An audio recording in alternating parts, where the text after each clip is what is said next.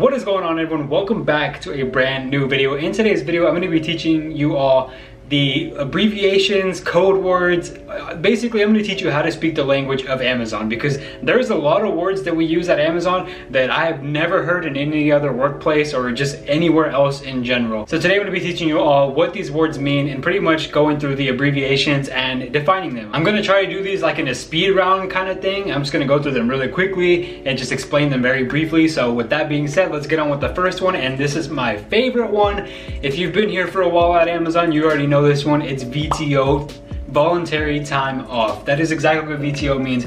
If you get asked, do you want VTO? That means, do you want to go home without using any time off at all? You will not get paid for it. It's voluntary time off. It's unpaid. You pretty much just get to go home free for the day. Next one is UPT, or unpaid personal time. So UPT is like VTO, except you only have a certain amount of that. Whatever you have in your account on your A to Z app, your UPT, let's say you have 10 hours. If you take a day off and you have a 10-hour shift, you'll have 0 hours. So UPT is unpaid personal time. It's basically PTO, but you don't get paid for it. Now, VRC. This one is mainly for you water spider people in inbound. For all my water spiders out there, you might not know what this is. You probably do know what this is though, and that is, I don't know what VRC stands for, but basically what VRCs are is that means that the elevator has hit your floor and there's probably work inside the elevator. So everyone knows on shipping dock, you go and you load up the elevators with a bunch of pallets of work, and that's what the water spiders, well, you ship it up and then the water spiders take it out and give it to the stowers.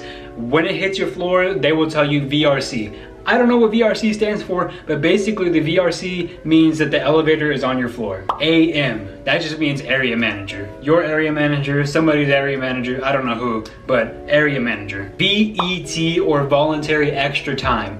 That's pretty much it. Voluntary extra time is extra shifts that you can pick up on your off days, and you can work those days. You can only work 6 days per week maximum, but that's what VET is. If you see VET pull up on your phone, or if you see it at work, that just means they're going to be asking you for voluntary extra time. You don't have to participate in it. It is voluntary, so that's what VET is. Water spider.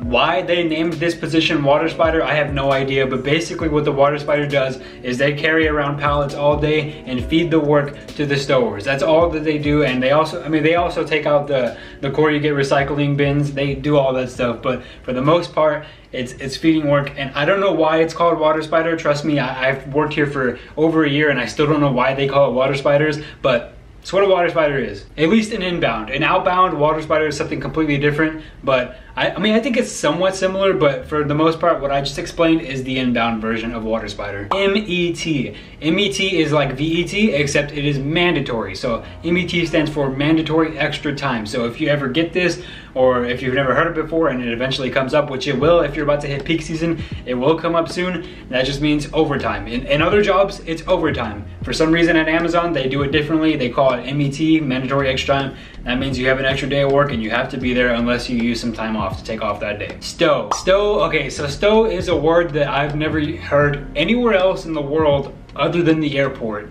The airport is the only, like, airplanes are the only other people who I know that say stow. And when they say stow, they mean to put stuff under your seat. Stowing at Amazon is basically stocking at a grocery store. Like, you're basically stowing, you're stocking the items into the bins, to, you know, and then the little pods at the bottom will push them away and you'll have your next bin there. Basically, stowing is like stocking at Amazon in a warehouse kind of version of stocking at a grocery store, basically. That was a little bit complicated, but basically, a stower is a stocker, pretty much. No stow turn away. No stow turn away is whenever you have a pod come and you don't stow anything in there, and then you press skip to go to the next pod. Whenever you do not put anything in your pod, that is exactly what no stow turn away is. So yeah, peak. I've made a few videos on this, but to make it short, peak is the busiest time of the year. If you hear somebody talk about peak, they're talking about November and December, and it's the busiest time of the year. Chime. Now, this one is a little bit different. It's used in other jobs. It just depends, honestly. Some jobs use Jabber. Some Amazon locations actually use something called Slack. But at my location and through, I think like around most of the locations, if not at least half of the locations around Amazon, around the country, use Chime. Chime is basically the app that you can use to communicate communicate with their managers without actually having to go up to them, so you can use your phone to message them or anything like that. It's basically a way to communicate with managers, and I don't know if you can communicate with other employees. I'm actually not sure about that. I don't use Chime, I'll be honest, but a lot of people at my facility do. I don't use it, but it's basically a way to communicate through the phone, through text and all that stuff, because sometimes it could be really hard to find your managers, and sometimes they could be like 5 minutes, 10 minutes away, and nobody wants to go be looking for their manager for 10 minutes when they know they're being labor tracked. So Chime is basically the app to use to communicate with your managers. I forgot to mention, I'm doing 15 of these. I completely forgot to mention that, but we have 4 more to go. Only 4 more to go. And one that I'm gonna be saying now is UPH, or units per hour. So whether you're stowing or picking or anything like that, whatever it may be that you're doing, units per hour means how many items you are scanning and putting in the bin per hour, or if you're picking, how many items you're picking out and putting into the totes per hour. So units per hour is basically your rate in a way. Well, not really your rate, because the next one is more of your rate. So takt time, it's kind of similar to UPH, or units per hour. Takt time, if you ever hear this is spelled T-A-K-T, time, it's the average of how fast you're doing something. So if it takes an average of 9 seconds that's for you to scan an item and put it into the bin, and then go on to the next one, and it takes another 9 seconds, that'll be your takt time for the day. Your takt time is pretty much your average of how fast you're stowing or picking or whatever you may be doing. It's how fast you're doing that certain thing. That's what the takt time is. So UPH is how many per hour you're doing. So maybe you're doing like 300 per hour, and then takt time is the average of how long it is taking. So it could be anywhere from like 9 seconds. On slower days, it's like 15 seconds, and on really slow days, it could be 23 seconds, 27 seconds. It could be around that area. But yeah, that's what takt time is. That is pretty much your rate as well. UPH and takt time are your rate, but I think takt time is more like it's kind of what you want to focus on. I guess you want to focus more equally on both, but takt time definitely, because on the newer stations, on the Nike stations, if you're in pick or stow, the Nike stations don't even have UPH. So I guess takt time is the one that you definitely want to focus on more. And they try to tell you to keep it under, like, at least under 15. They really want you to go like around 9 or 10, but it depends how slow or busy it is that day. And then the next term that we use at Amazon, we have 2 more now. This next one, TOT, or time off task. So this is pretty much all the time that you are away from your station, or all the time that you are not currently actually like physically scanning something back and forth. And it depends on your location, but most locations start your TOT at 5 minutes. So if you don't scan an item, let's say you're stowing or picking, if you don't scan an item for 5 minutes straight, you will start getting tracked for TOT, or time off task. And you have a limit of 30 minutes per day on that. And if you go over that limit, you'll get written up. So pretty much TOT is time off task. You want to limit that to less than 30 minutes for the entire shift. And that's pretty much it. That's what time off task is. It also counts if you're going to the restroom or anything like that too. I thought I'd just mention that. But the last one is eSwag. You will hear this a lot after a couple months, and you'll be like, what the heck is eSwag?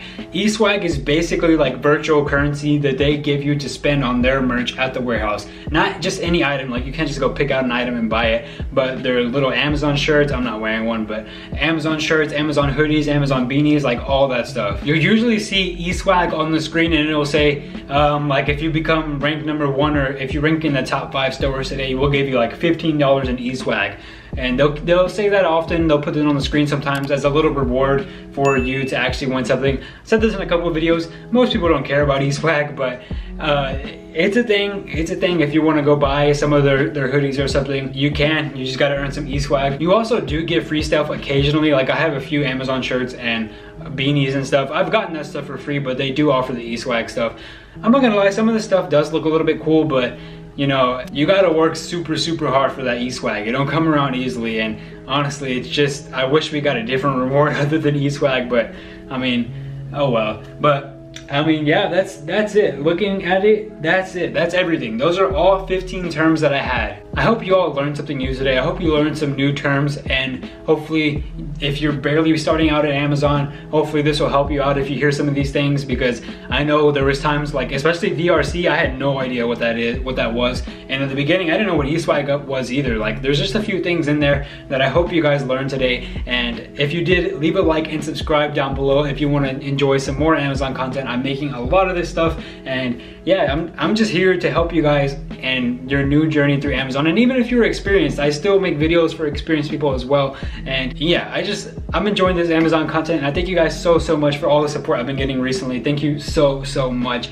And I'm gonna end that video there though. I will make a second part to this eventually. Let me know down below if you would like a second part of this, because there's like 15 to 30 more terms that I can come up with, to be honest. So I just left it to 15 to keep the video a little bit short. But yeah, I'm gonna end that there. So thank y'all so much for watching. I'll catch you guys on the next one. I love you all. Peace.